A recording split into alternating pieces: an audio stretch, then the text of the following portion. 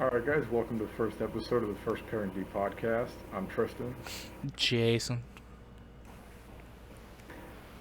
So, we're going to go ahead and kind of dive into what we think this next season's going to be like, where we kind of see teams at, and kind of look at some of the different changes and signings they've made over this past offseason. We've decided to break it down by division. We're going to start with the Pacific Division. So, with that, let's go ahead and start off with the Anaheim Ducks. So, looking at their off-season moves,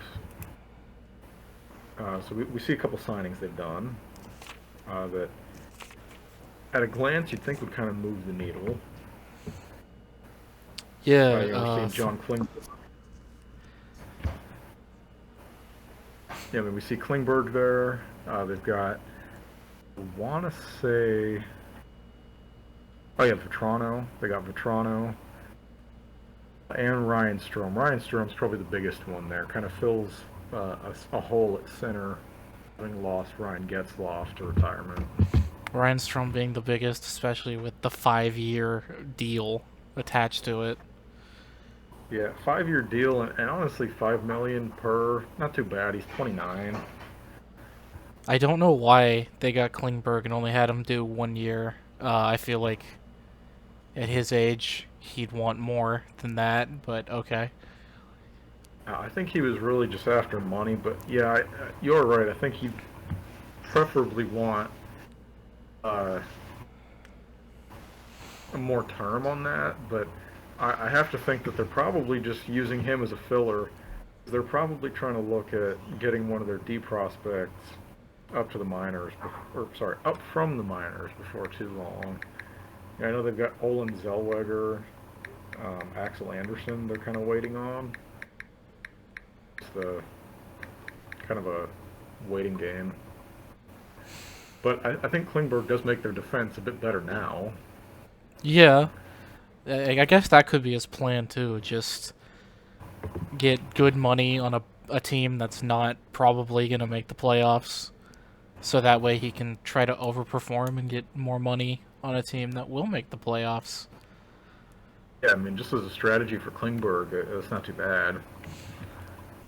I mean, looking at what it does to their defense, I mean, using cap friendly here, just kind of looking at the projections of what their lineup might look like. And Fowler and Klingberg, it's a pretty good pair, especially for a power play.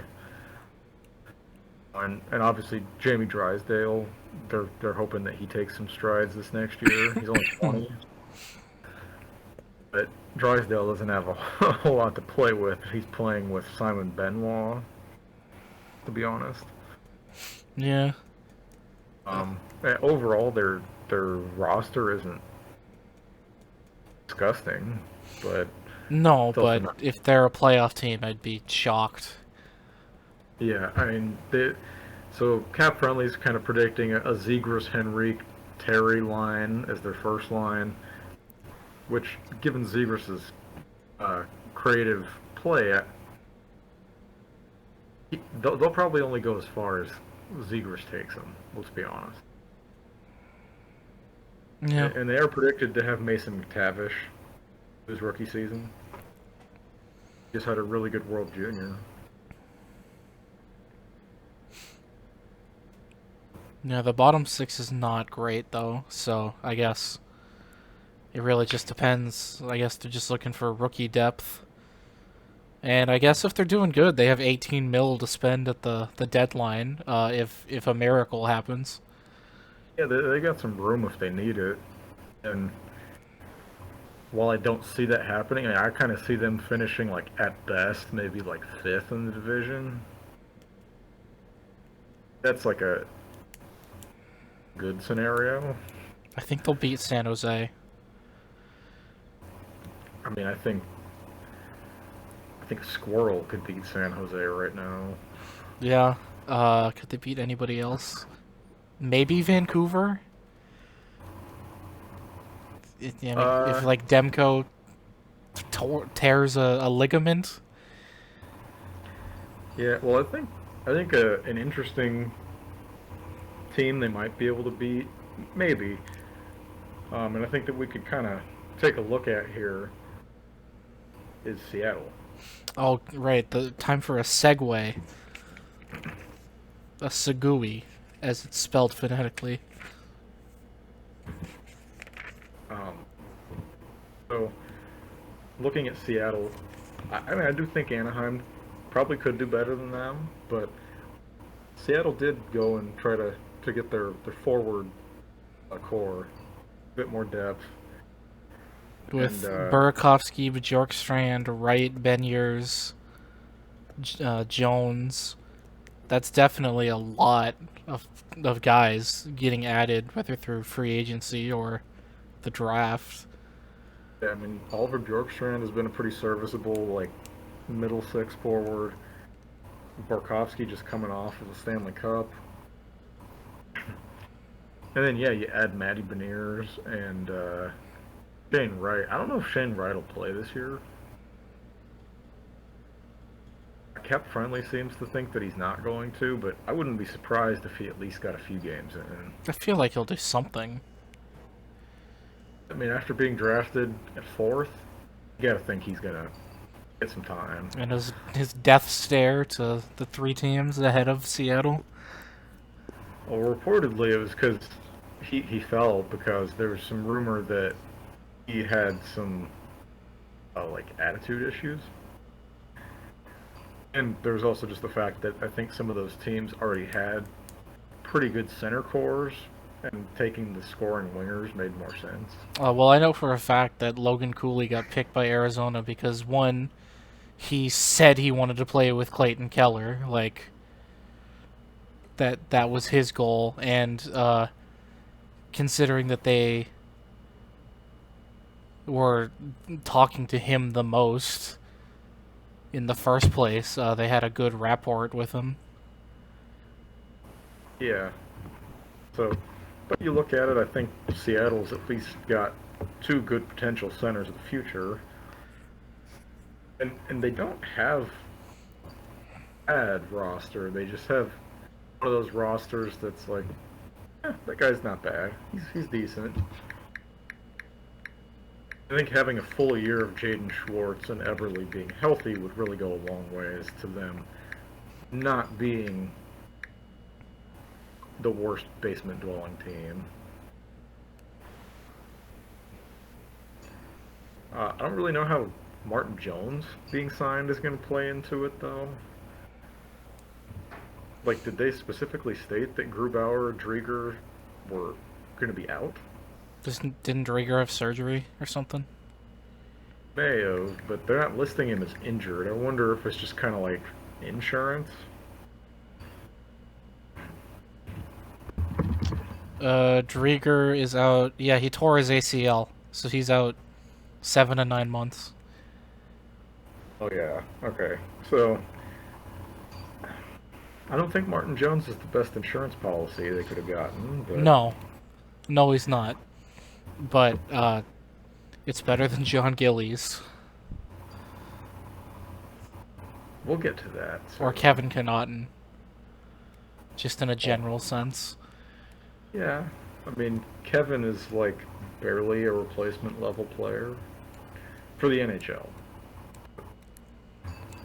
Yeah, so Seattle last year, Drieger had an 8.99 save percentage, which is pretty suspect compared to what he did in Florida. But, I mean, honestly, like, Martin Jones is not... No. Somehow for a team that's probably bad, though, they have spent to the cap with only $1 million in space. Yeah, that's kind of surprising. Like, what they've... Okay, just a quick side note here. Somehow, Martin Jones ended up with a 900 save percentage, so he was .001 better than Chris Drieger last year. Good for you, Martin. So look at him making us eat our words about how he's not better. Well, how far he's fallen, though. He goes from being pretty good with the Kings, winning a Stanley Cup, making it to a final with the Sharks as the starter, and then just went off a cliff. Speaking of falling off a cliff, Matt Murray. No, we'll get to him later. Is he with again? I don't remember. It's in the notes somewhere with whatever team he's with. Well, okay, so looking from Seattle, I still see Seattle probably no higher than 6th. Currently. Yeah, they'll be competing with San Jose for poo-poo. Well, speaking of crap, San Jose, who currently are sitting at a negative cap situation. I know that the situation will probably be remedied by the time the season starts, but I mean, they don't have cap space, and they don't have a good team. Yeah, my only notes for San Jose, I have two. One is I like Steven Lorentz. He's a good story, and I've followed him a lot, so he's rad. And my second note for San Jose is yikes. Yeah, I mean, obviously, as long as Hurdle and Meyer play well, they'll be kind of competitive.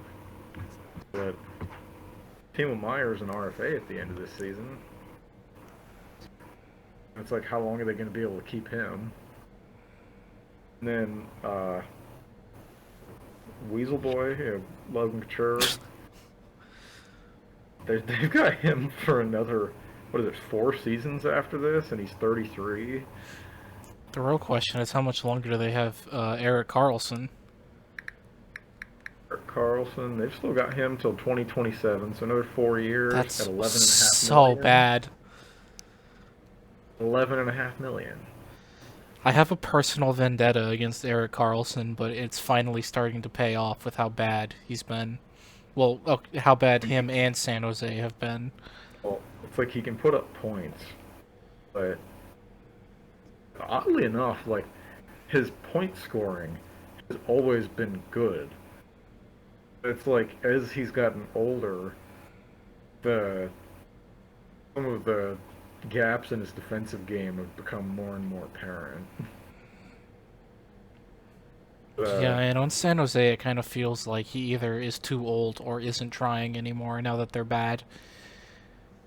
Well, that's the thing. I don't think the core of that team, especially Karlsson, having gone from Ottawa, who was good and then really bad all of a sudden, I just don't think he really had it in him to go into a rebuild. And then here we are, San Jose is just not admitting that they need to be in a rebuild. And they just keep kind of adding pieces.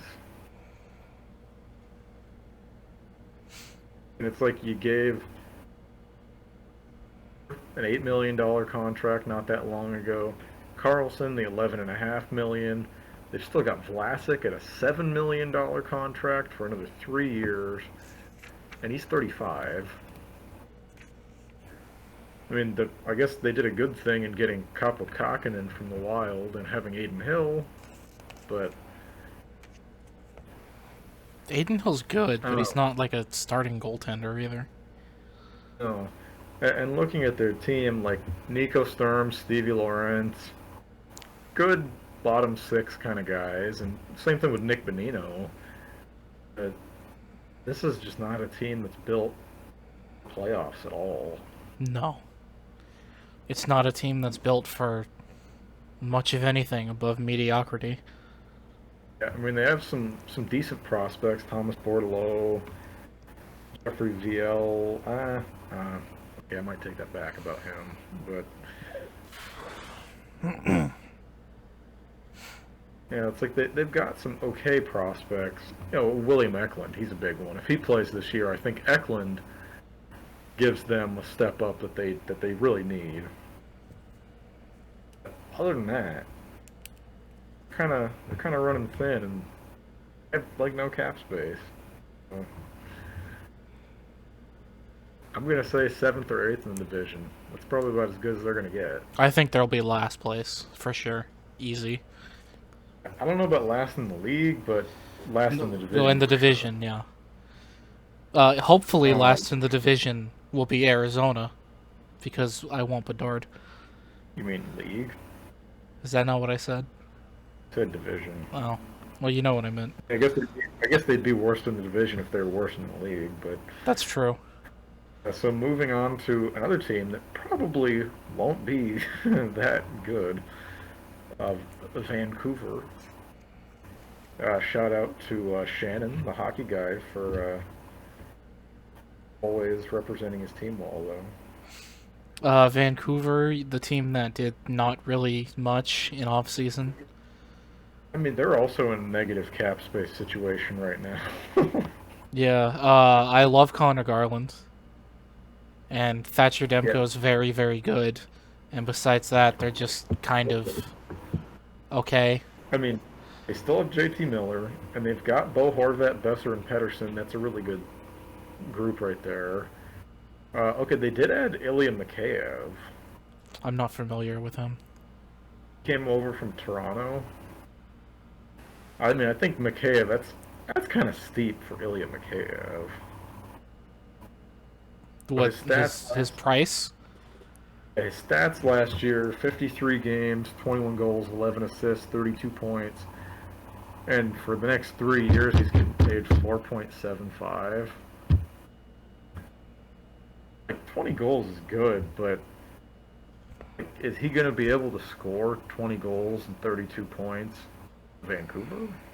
No. Lawson Cross got that kind of money, but he's also the sheriff, so.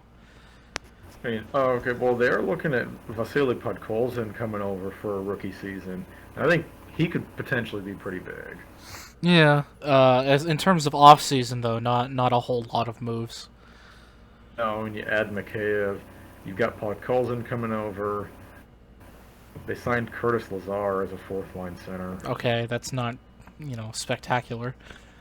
No, well, and their backup goaltending situation is pretty suspect. Spencer Martin. Yeah, that's not great, is it? No, I mean that was who Colorado had in their really terrible season in 16-17, and he got lit up all the time. I mean, again, that team was bad, but I mean, Vancouver's got OEL, Tyler Myers, Quinn Hughes, Luke Shen, Travis Dermott. Dermott. And Kyle Burrows. So, terrible? No. Great? Also No. Yeah, I think they'll be mediocre. Well, unless that top line and Demko can really like do some magical things. If their top three lines can really keep it going, because each line has some scoring in it. JT Miller and Garland, Besser and Pedersen, Horvat to an extent, Kev and Podkolzin, and even Nils Hoglander, even though he had kind of a bad season last year, he's got some potential. Yeah. And on the opposite end, there's Edmonton. Edmonton, okay. So we think Vancouver's probably going to be like Middle. fourth at best. But then we look at Maybe Edmonton. they'll compete for a wild card spot, but I don't think they're gonna get it. Yeah, I could see them in a wild card situation. But yeah, you're right. Looking at Edmonton, I think we're looking at the team that there's a very heavy expectation that they're going to be first. Yeah, I wouldn't be surprised if they make it to the Cup Finals, or at least the Conference Finals again. Yeah, I mean, having made it last year, they've got a heavy expectation, but they've still got that first line intact that they had in the playoffs. Hyman with Kane and McDavid. And when you have McDavid and Draisaitl on separate lines, you can't really beat that. Yeah, and Kane, Yamamoto, and Puljujärvi extended too. It's always good. Yeah. And then they add Matthias Janmark on a pretty good contract for a year. They've got Ryan McLeod, who's only 22, playing. And of course, Grandpa Mike Smith is replaced with Jack Campbell. Yeah, well, Mike Smith, he's out injured. Oh, is he? I didn't hear that. Yeah, undisclosed indefinite injury. Okay, so he's just old. At least at the end of the season. But yeah, you signed Jack Campbell. I think that's one of the big pieces Edmonton's been missing is a consistent goalie. Stuart Skinner is the backup. He played well in the games he played last year. Yeah, Is he ready for a full-time backup? and don't let salty Leafs fans fool you. Jack Campbell is not why they were bad. He's a very solid goaltender. Yeah, I mean, I saw that firsthand with him playing with the Kings. I mean, there were times that I preferred him to be in net, which is saying a lot considering what Quick has done the past year or two. But even looking at their defense, Evan Bouchard's been getting better and better. 43 points last year. They're starting to get some time for Philip Broberg. Edmonton has some good rookies, or good prospects that can come. Raphael Lavoie, Xavier Bourgault, Carter Savoie. These guys are all guys that in the next few years could be a cheap and very effective plug-in into the lineup. Or if there are injuries.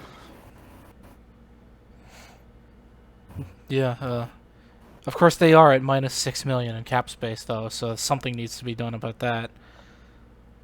Yeah, I was about to say, like, as far as the cap space goes, I assume IR will fix that when the season starts too, potentially. I was about to say, looking at the exact amount of money that they're over, it looks almost exactly like how much Clefbaum and Smith are on the IR. Okay, so yeah, I guess they're fine then. And if not, Yeah, they can get rid of like some cheap deals. I think that just based on the numbers, they'd have less than $1 million in cap space once IR kicks in, but they'd still have a few $100,000. Now, know where they're probably going to be. They're going to be at the top. I would not be surprised if McDavid gets close to 150 points if he goes on a tear this year. Yeah. But looking at their neighbors in Alberta, Calgary, I think they've had one of the most interesting off seasons in the league. Definitely the most high profile. Whether or not they're better, that remains to be seen. I mean, you lose the guy who was essentially the face of your franchise for the last 7-8 years. You trade away a guy who was your biggest prospect a few years ago, both on your first line, and you do bring in someone big in Jonathan Huberdeau, who had over 100 points last year. But you also traded away a combined 200-plus points. Well, they didn't trade away Goudreau, but yeah. True, but you still, well, it's worse. They lost him for nothing. They lost him because he wanted to be in the States again, which I get. I wouldn't want to live in Canada. Oh, I mean, and adding Uyghur, that's a good touch. He's a good defensive defenseman, and he's got an offensive touch, but they've already got a pretty decent defensive core. I don't think you can go wrong with Uyghur. I believe I'd say on 29 NHL teams, he's going to be your top pairing D-man. He's like Slavin and Hjalmarsson, where he's a defensive specialist, but he can also play on the power play and get like really solid defensive points. He proved with Florida. He had 44 points last year. Yeah, he made some big mistakes in the playoffs though with Florida, so yeah, hopefully that's not just a regular season that where he's very good and he just can't keep it up in the playoffs. Well, I think part of the issue is he had to be the true number one in the playoffs with Ekblad out times. Yeah, but those were mistakes that, like, those were Kevin Connaughton mistakes. Okay, okay, but you still got to think about, like, I think he's good enough to be on a top pairing, but he's not a number one. Maybe, I think on half the teams he is. I don't know, just because number one is a guy that's just good at everything. Well, he is good at everything in the regular season. Yeah, but I'm saying someone who can do it all in all the situations, doesn't matter if it's the playoffs. Like, let's put it, a number one probably wouldn't make those mistakes like that. Yeah. Well, on top of him, though, too, they've also added Nazem Kadri. Yeah, Kadri, I think, the everyone likes to focus on the fact that potentially as early as year 4, but for sure year 5, at that point of that contract, it's not going to be good. No. But I think at least the first 2-3 years, they've got something. Yeah, I mean, they're definitely in win now mode, but if they don't win now, they will regret this. Yeah. No, I mean, their first line, Lindholm is still going to be their first line center, but losing Kachuk, who had a very good season, and then losing Gaudreau, also a good season, you do recoup some of those points with Huberdeau, who had 115 points, 30 goals, but you have to bump Toffoli up to the right wing on the first line. And I'll be honest, I don't think that he is capable of a crazy season like Kachuk can have. Like, I love Tyler Toffoli. He was a great King. And it's been cool to see him succeed in some of these other cities, but... I disagree with you. I think he can do it. You think he could hit 100 points? I don't think he can hit 100 points, but I think he can compete on that top line and be a productive member of it. And if he doesn't, then the Flames are hoping that someone like Jacob Pelletier, or however you say his name, will come up and be pretty good to make up for it. Who knows? Toffoli has scored 30 goals before. He did that with the Kings. I mean, he's always been a decent goal scorer. But, like, last year he had 49 points. And granted, he played half the season on a very bad Montreal team. But I think he'll be able to hang with those guys. And I think Huberdeau will help us play. But, I mean, he played on a pretty good line with Jeff Carter and Pearson for a couple of years.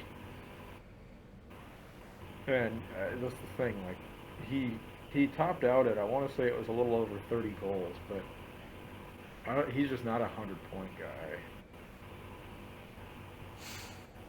Second thing, as far as Pelletier, I've heard some people say almost like Peltier, but it looks like Pelletier, so I don't know. Pellet ear. But there's some hype around him. He was drafted first round of 2019. Did you see his AHL numbers? They're not on here. He was very, very good. Let's see. 66 games, 62 points. I mean, for the AHL, where scoring typically is not as high. That's pretty damn good. 27 of those were goals, 35 assists. 13 playoff games, 4 goals, 3 assists.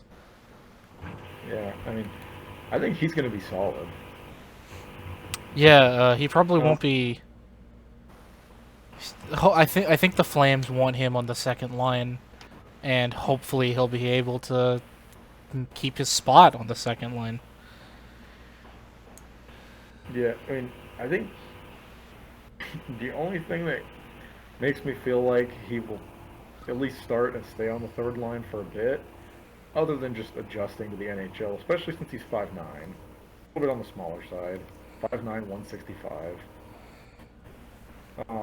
That's like Clayton Keller sized. Yeah, but they're paying Mangiapane 5.8 and Coleman 4.9, which it's kind of expensive to be playing on the third line. And those guys had decent seasons last year.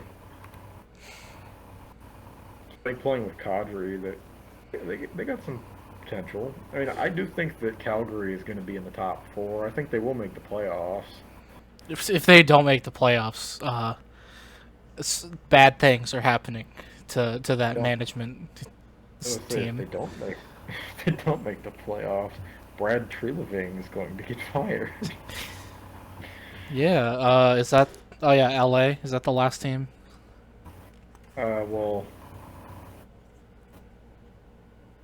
yeah, I guess that's the last one we haven't got to. So we get to my beautiful team. Uh, really, the major thing they did was add Kevin Fiala, who I think is the piece they've been missing really for probably the last mm, 5, 6 years, ever since Marian Gaborik fell off. That's what they've been missing. What have they Good been wing. missing ever since Slava Voinov had to go bye bye? But that's the thing. Even after Voinov, they had Drew and at the time Jake Muzzin. I think Mikey Anderson's starting to become really good, steady defenseman. I've been very impressed with Matt Roy. The dude was a seventh round pick in 2015. He's been a really steady presence. Yeah, I would say first and foremost in LA, the rebuild is over at this point, and that's Yeah, I good. mean, and that's the thing. It's like we've made the playoffs. Now we got to see if we can make it again and if we can do some damage. They almost pushed the Oilers out and almost made it to the second round. I forgot they made the playoffs. Yeah. The Oilers all the way to Game 7.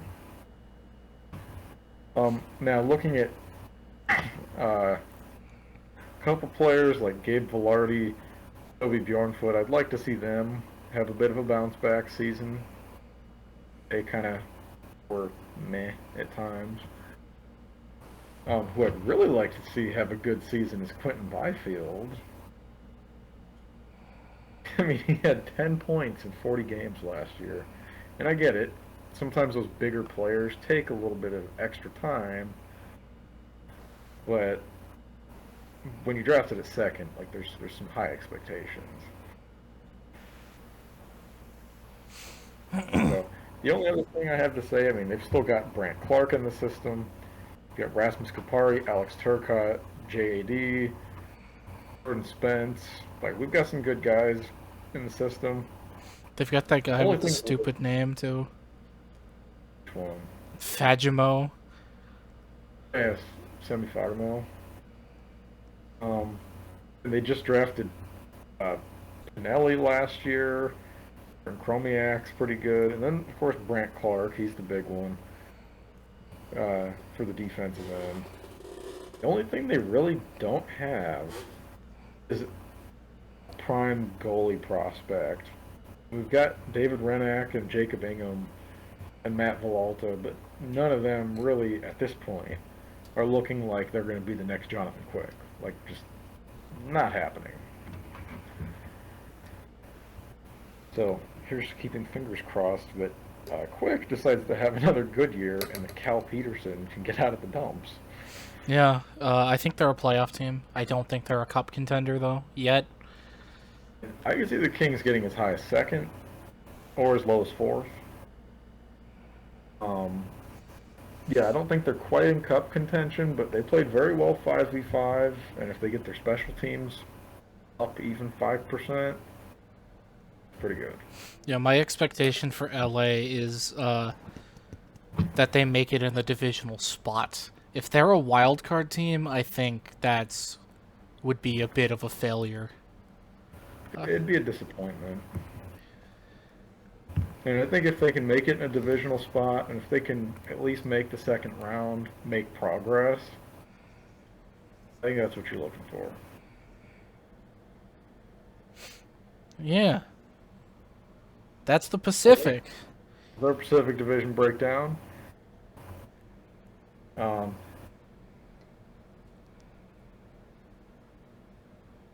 was fun. Yeah, okay, I guess I'll end this video. You trim the end.